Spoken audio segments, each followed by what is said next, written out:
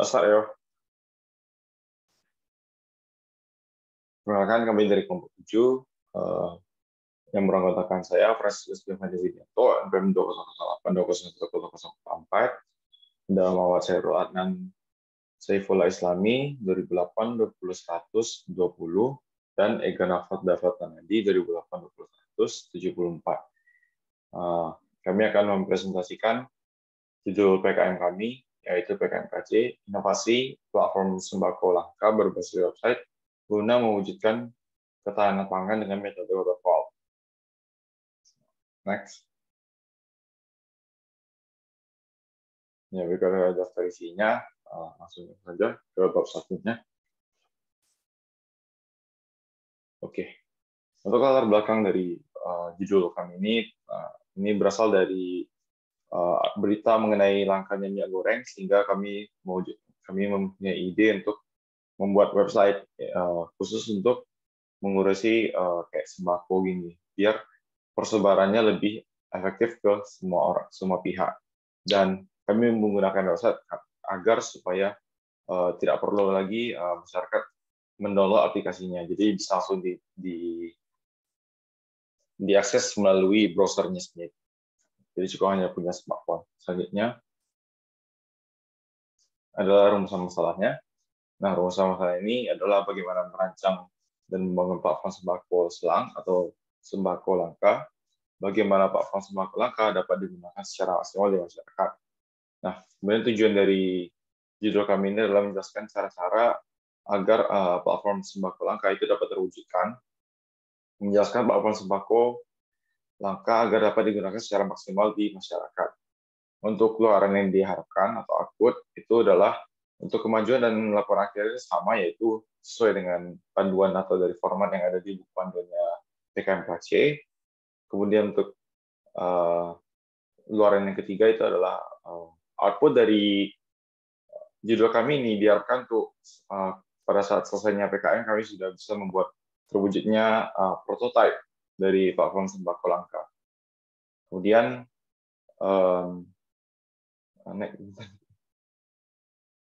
ya ada kalau misalnya kami lolos PIPNAS, kami akan menyebarkan poster untuk dipublikasikan mengenai cara kerja dari platform yang kami gunakan, yang kami buat.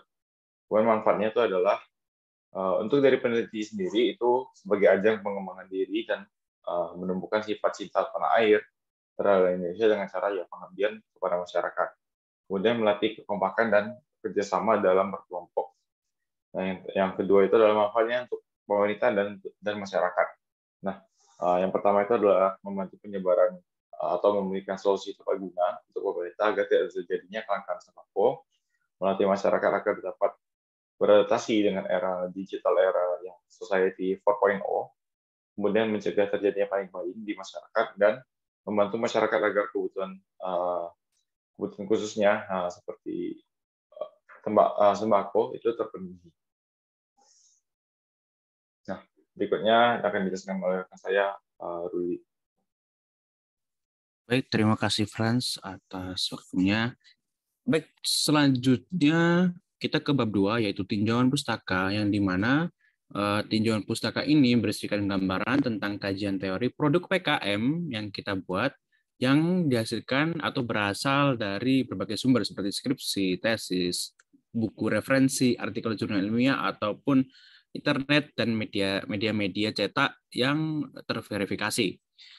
Lalu selanjutnya, yang pertama ada ketahanan pangan. Nah, pertama, ketahanan pangan ini adalah menjadi topik utama dalam tinjauan pustaka kali ini, yang menjadi ide utama dalam proposal kami. Selanjutnya ada platform. Platform adalah segala perangkat keras atau pelunak yang berfungsi sebagai tempat jalannya aplikasi atau wadah dari aplikasi tersebut. Selanjutnya ada metode sistem System Development Life Cycle atau SDLC.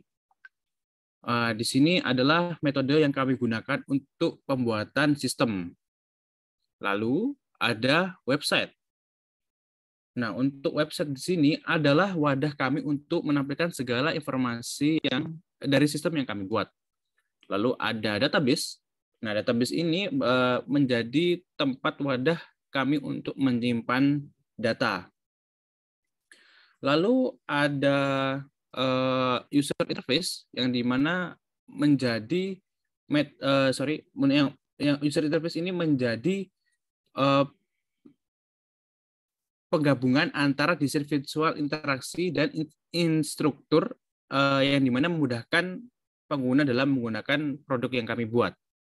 Baik, selanjutnya akan dijelaskan oleh teman saya, Ega Novalta Nadi. Baik, di sini saya akan menjelaskan tentang bab 3, yaitu tahap pelaksanaan. Yang pertama, untuk pelaksanaan. Pembuatan sistem ini dilakukan secara online karena terdapat salah satu anggota dari kelompok kami yang berasal dari luar provinsi. Lalu, studi pustaka. Metode yang kami gunakan adalah SDLC dengan menggunakan pendekatan waterfall model. Pustaka yang digunakan adalah artikel website gratis, buku referensi mata kuliah, serta tulisan bebas di forum-forum virtual dan e-book. Lalu ada perencanaan desain. Perencanaan desain merupakan tahap awal dari metode SDLC. Perencanaan merupakan proses yang kedua setelah analisis dalam 3-point estimation. Dengan perencanaan desain yang matang akan dihasilkan sebuah produk yang tepat guna.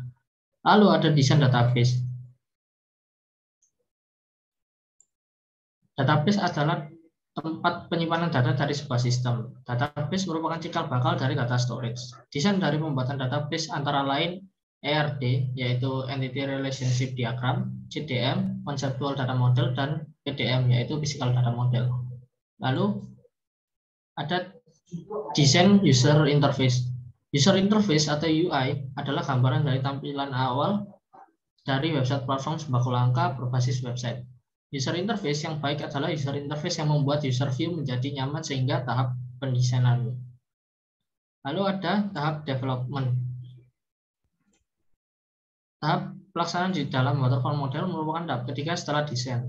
Tahap pelaksanaan pengaplikasian program akan mengimplementasikan apa yang telah disusun di dalam tahap perencanaan desain. Lalu ada tahap pengujian atau testing. Dalam waterfall model, tahap pengujian ini terdapat pada posisi keempat setelah tahapan development. Tujuan dari tahap pengujian itu untuk meminimalisir bug dari sebuah sistem perangkat lunak. Lalu yang terakhir ada tahap evaluasi dan pemeliharaan. Website yang telah jadi nantinya akan dibuat cadangan dari database agar dapat mencegah terjadinya data loss. Dan bab 4 adalah biaya dan jadwal kegiatan. Nah, ini adalah anggaran biaya dari program kami. Untuk totalnya ada sekitar 8.294.518 rupiah. Ini sudah termasuk dari jasa analisis dan uji coba, hosting website, email hosting, domain, dan lain-lain yang berguna untuk program PKM kami. Dan ini adalah jadwal kegiatannya.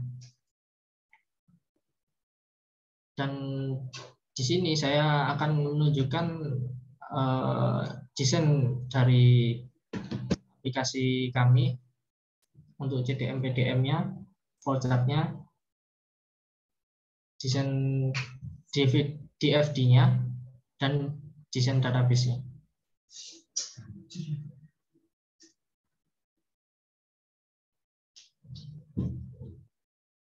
Sekian dari kelompok kami. Bila ada kesalahan dalam mempresentasikan proposal barusan, mohon dimaafkan.